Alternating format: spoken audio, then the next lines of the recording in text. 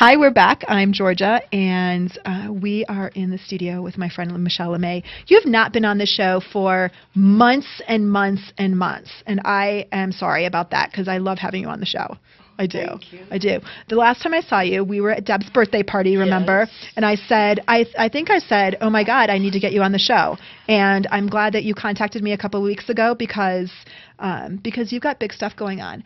But before we talk about that, tell us a little bit about who the heck you are. Oh, well, I'm Michelle LaMay, and I'm an entrepreneur. And, To say the least. When Obama said he'd call off the dogs in 2008, I had just received my master's degree in education 18 months before, but became disabled just shortly after that. My sister told me, sent me an article about Oaksterdam University, and I thought, whoa, that's for me, education. I mean, That's right. I was so frustrated I was going to go drag 14-year-olds in off of Colfax and teach them how to read.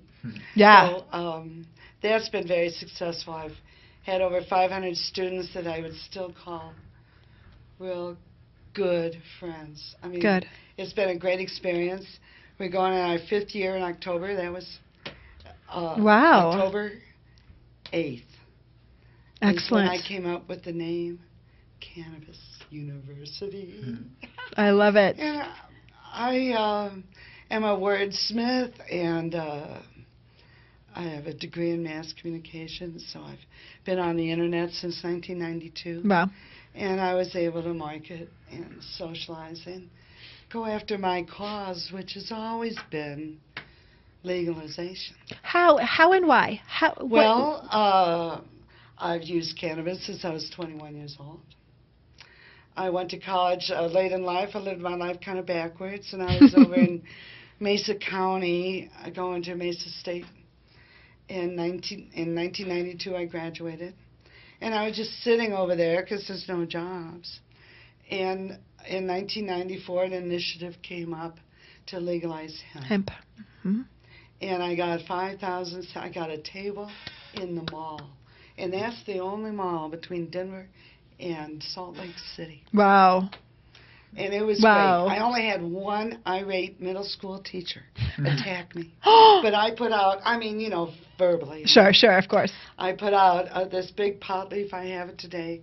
Had an artist make it for me. He said, what can I do? I said, just make me one big pot leaf on this yellow poster board, I just put that in front, and there people just came up and signed.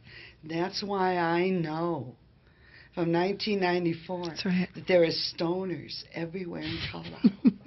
Right. Even if they live in a very conservative place like Mesa County, Yeah. they're not responsible for, usually, because people are afraid to vote, maybe don't vote. They don't take active participation in these county commissioners that are running That's their right. lives. 3 people banning retail stores. They'll be gone. They'll be gone. 3 years, I think, it'll change. And I hope it changes because of Initiative 3. Yes, tell us about Initiative 3. Well, in 2012, I prepared this initiative because, and it feels like it, and I think everybody would agree, I was angry and I was disappointed in July of 2011. And I wondered why A64 started collecting signatures early.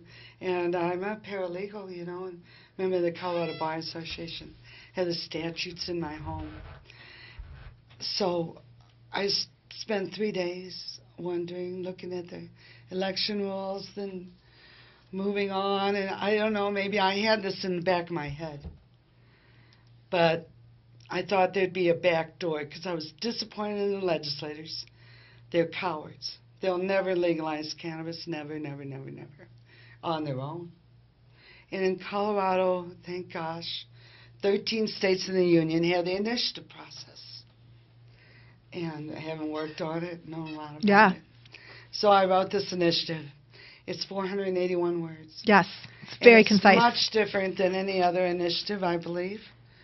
because it's actually a judicial Mm-hmm. decree. Decree. Decree. Mm-hmm. It tells the judiciary branch something to do, which I don't believe has ever been done in our Constitution before, and leaves the legislative branch out completely. If this passes, or if it would have passed in 2012, I collected about 20,000 signatures around the state, made contacts, learned a lot of lessons. If this would have passed, there would have been no task force. There would have been a little memo, just like it says, to every municipality in the state. I even investigated, and buried in the statutes is the fact that the legislature can call a special court. Oh. And I even covered that. Yep. Yep. So people expected me, I think, this time around. I'm following in the footsteps of Douglas Bruce in submitting it every 2 years until it passes.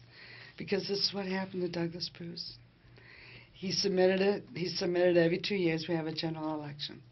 Until the taxpayers realized that the man was right, and they were spending every dime down there at the Capitol in not funding education in Colorado, not doing what they were supposed to do. And who hates Tabor more than a legislator? They're really the only people that do. Because I think Tabor saved us from a big recession.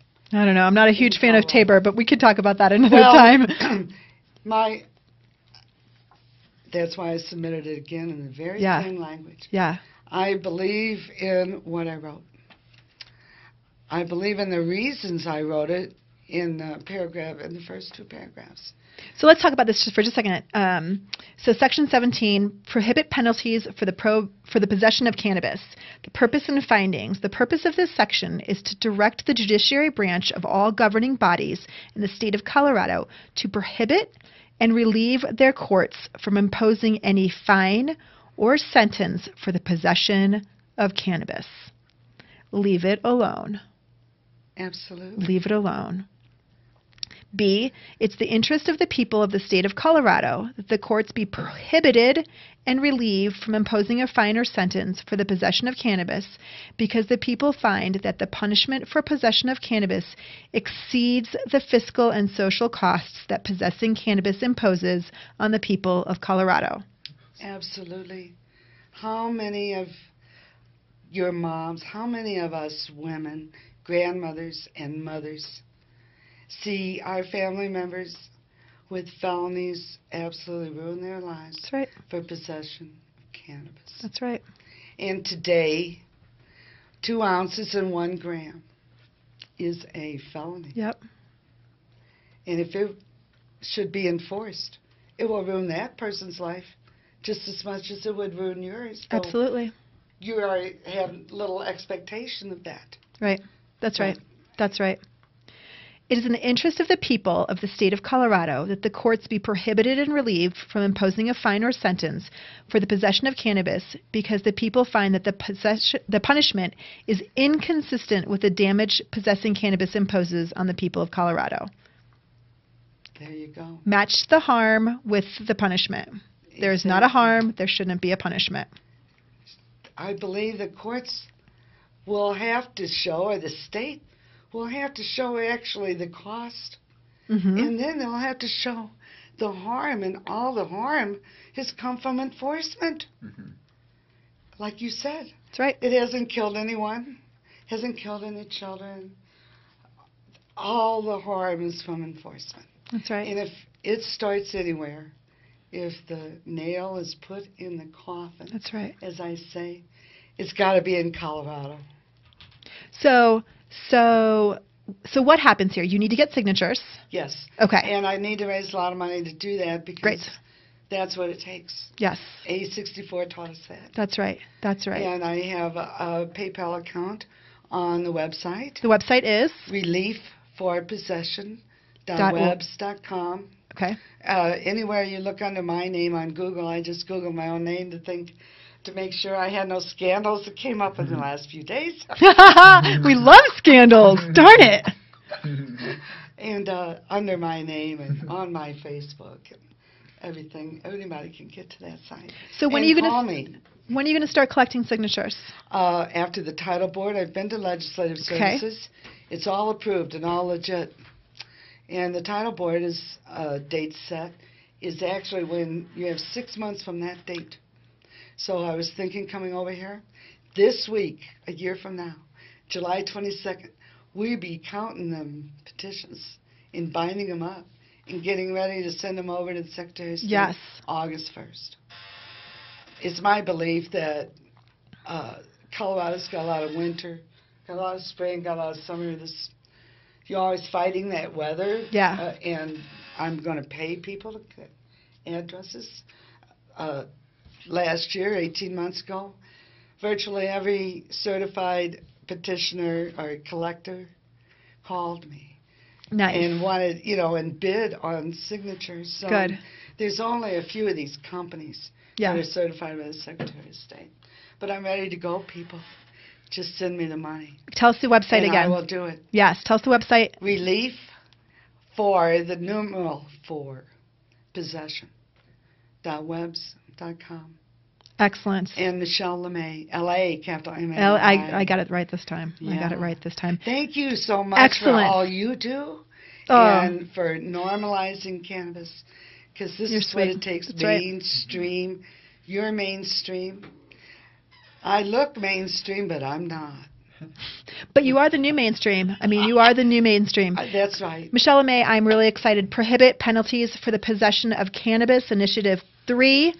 And people need to get on that website and check it out. And that's how you can donate money as well, because it takes money to get signatures and do all the things. $1.50 a signature. See? So we need 150,000 signatures. All right. And that's how many you I think I need? can whittle them down to $1. Okay, perfect. Because it's an off-season election. Perfect. Election. Well, I'm really excited. Thank you so much for being with us Thank today. you. You're listening to iCannabis Radio. We're going to take a